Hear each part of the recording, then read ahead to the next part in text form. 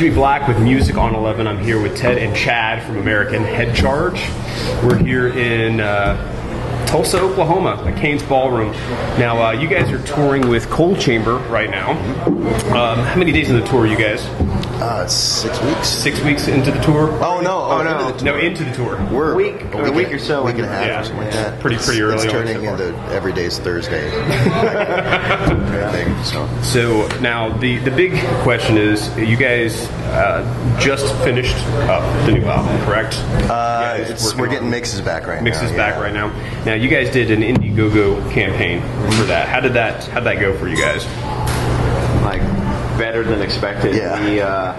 We weren't even sure. Like, we had certain budgets we wanted to do for recording wise, and then we weren't sure what kind of reaction we were going to get. So we really tried to set the bar low, and then totally exceeded it.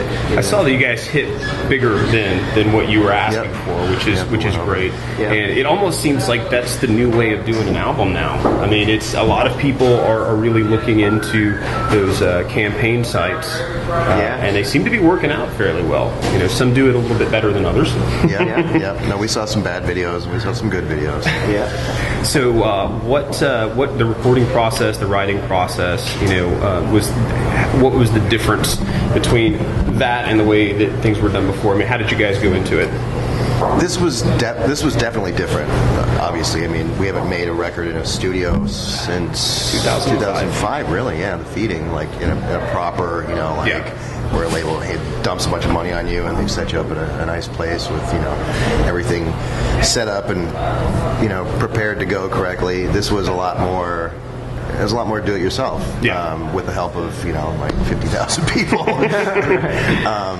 It was instead of like I said, putting us in a label, putting a bunch of money down and saying, okay, go into this building for pre-production, and then you're going to go to this building and you're going to record for these amount of weeks, and then this guy's going to do this, and everything's kind of scheduled out.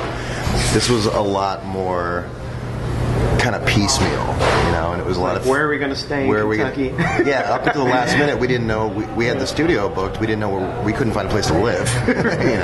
Finding housing for 2 months for 8 rock guys. People don't want to rent your house. They've seen too many '80s videos where their house gets trashed. It's like a bad Twisted Sister video or something.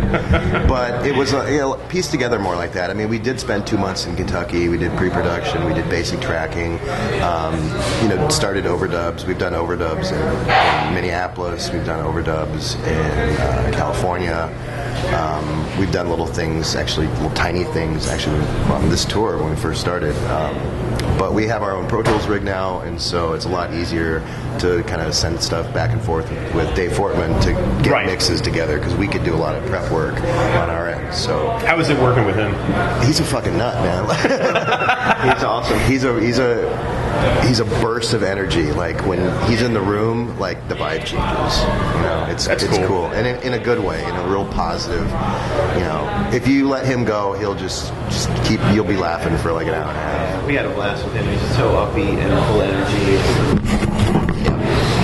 What's going to be the first single from the album? Have you guys decided on that just yet? There's 2 of them, I think, that kind of lend themselves to being kind of singly, I think, just by nature. I think we're playing one tonight, actually. Okay. It's called Perfectionist. Perfectionist? Yeah.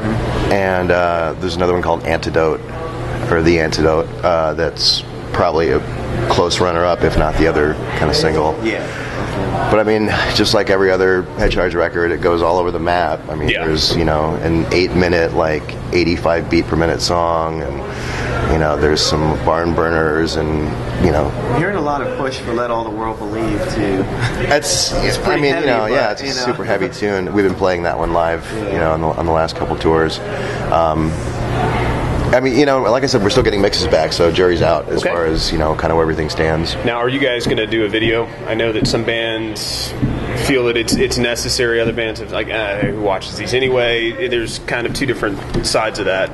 Videos? Yeah, I mean, we have it in the budget. Oh yeah, we're definitely going to do some videos, and probably after this tour, actually. We're talking to producers right now about shooting them, but you know what I noticed when we were overseas in the UK and Europe, there's still a lot of like video channels. Are there? Yeah, like Fuse TV and others that I was like, at a friend's house in Europe, and like flipping through channels, and there was like music videos. Music videos on. Like, what the fuck are those? What MTV used to play. Like, yeah, I'm like, wow, this is cool, you know? Yeah. But I mean, the internet's changed too, to the point where people are looking for video content from bands. Yeah. Like there was a weird like slump there where videos were gone and the internet wasn't really happening.